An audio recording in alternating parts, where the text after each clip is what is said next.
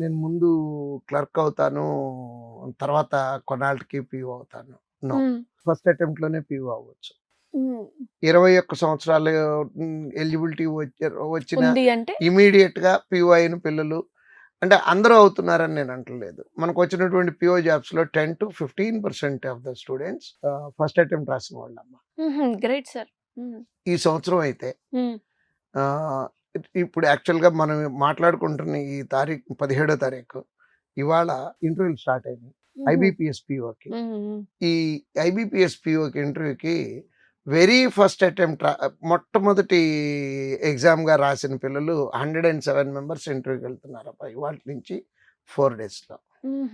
అంటే దీనికి ఏమి ఒక 10 సంవత్సరాల అనుభవం అవసరం లేదు, కాన్ఫిడెన్స్ కావాలి. ఏంటంటే ఎస్ ఐ క్యాన్. పిల్లలందరూ మొదలు పెట్టేటప్పుడు కెనై అని మొదలు పెడతారు.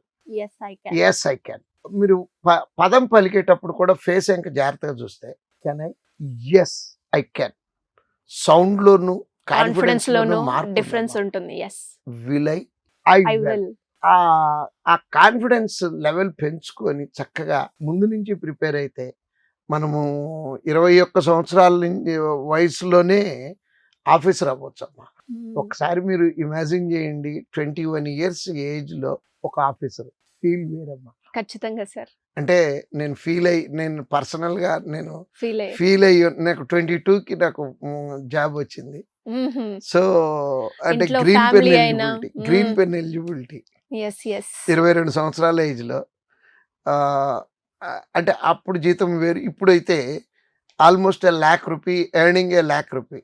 21 years జాబ్ వచ్చి ప్రతి నెలాఖరున టింగ్మనే ఎస్ఎంఎస్ వచ్చి ఆ ఎస్ఎంఎస్ ₹1,00,000 వచ్చి అసలు ఆ ఫీల్ అనుభవిస్తే తప్పించి బాగుంటుంది అది sir. Yes, వర్డ్స్ లో ఎక్స్ప్రెస్ చేయడానికి కూడా వీలు అవదమ్మా.